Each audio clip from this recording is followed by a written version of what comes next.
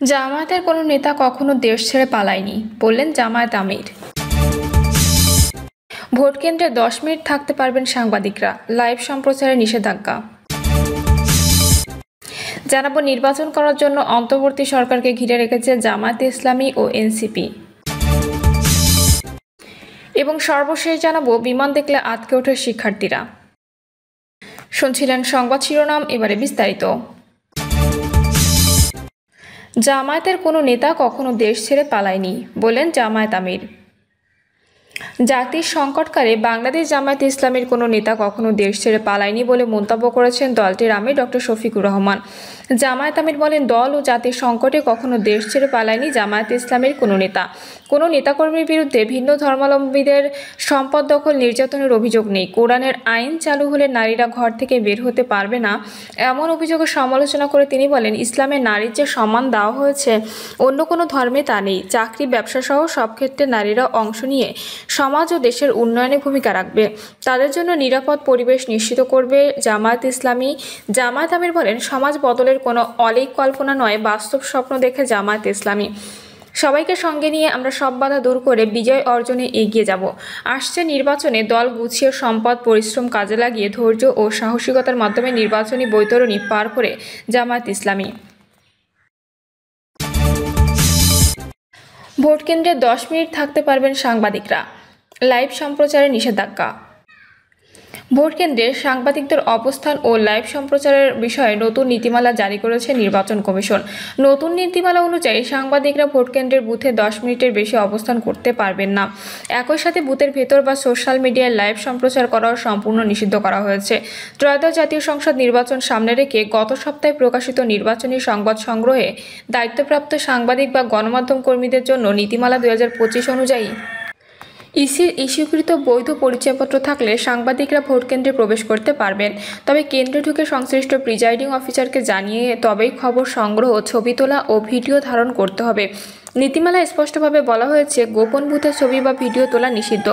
বুথে একসাথে 2টির বেশি গণমাধ্যমের সাংবাদিক প্রবেশ করতে পারবেন না এবং কেউ 10 মিনিটের বেশি অবস্থান করতে পারবেন না। বুথের ভেতর কোনো ভোটার, এজেন্ট বা কর্মকর্তার সাক্ষাৎকার নেওয়া যাবে না। লাইভ সম্প্রচার সংক্রান্ত নির্দেশনায় বলা হয়েছে, বুথের বাইরে নিরাপদ দূরত্ব থেকে লাইভ করা যাবে, তবে তা যেন ভোট গ্রহণ কার্যক্রমে বিঘ্ন না ঘটায়। ভোট গণনার ঘরে সাংবাদিকরা ঢুকে পর্যবেক্ষণ ও ছবি তুলতে পারবেন, তবে লাইভ সম্প্রচার করতে পারবেন না। নির্দেশনায় আরও বলা হয়েছে, বুথে কোনো নির্বাচনী উপকরণ স্পর্শ বা সরানো যাবে না। কোনো রাজনৈতিক দল বা প্রার্থীর পক্ষে বিপক্ষে প্রচারণামূলক বা উস্কানিমূলক কিছু করা যাবে না। প্রিজাইডিং অফিসারের আইনগত নির্দেশনা মেনে চলতে হবে। নির্বাচন প্রক্রিয়ায় বাধা সৃষ্টি হয় এমন কোনো কাজও করা যাবে না। যদি কেউ এই নির্দেশনা লঙ্ঘন করেন তাহলে তাদের গণমাধ্যম পাস বাতিল করা হতে পারে এবং নির্বাচনী আইন অনুযায়ী সংশ্লিষ্ট সাংবাদিক ও গণমাধ্যমের বিরুদ্ধে ব্যবস্থা নেওয়া হবে।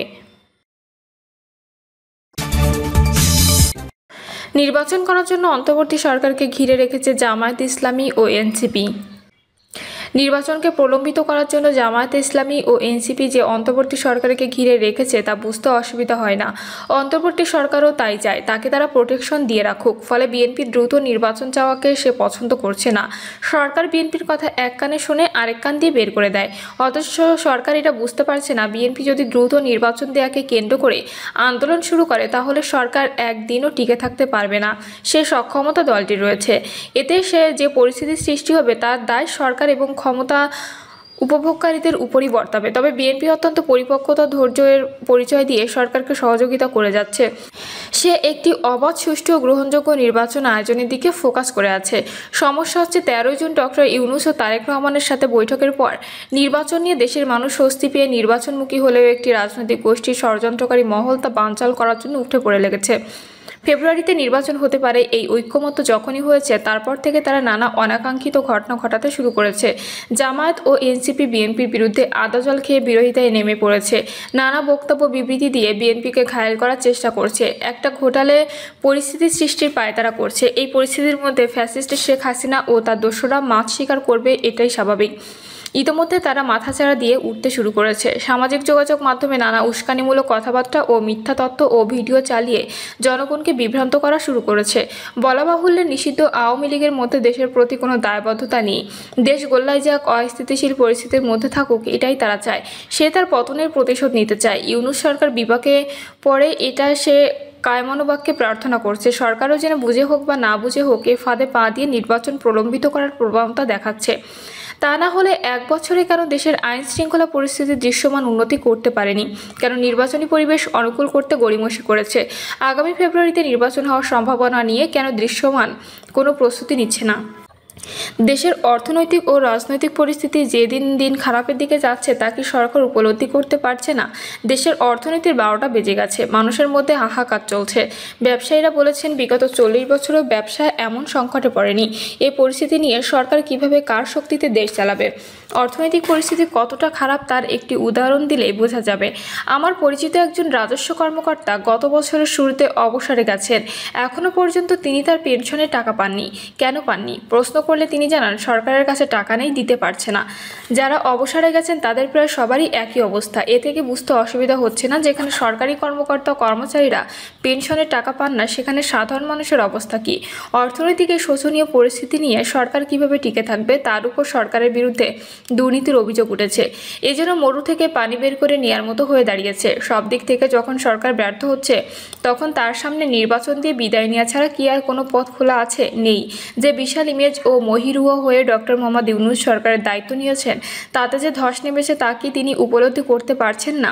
তিনি কি তার স্বপ্নের ইতিহাস সৃষ্টিকারী নির্বাচন করে যেতে পারবেন? এই নির্বাচন করার জন্য সময় দ্রুত ফুরিয়ে আসছে। এখন থেকে যদি পুনর্দমায় প্রস্তুতি শুরু না করেন তাহলে তার সেই কাঙ্ক্ষিত নির্বাচন সোনার হরিণ হয়েই থাকবে।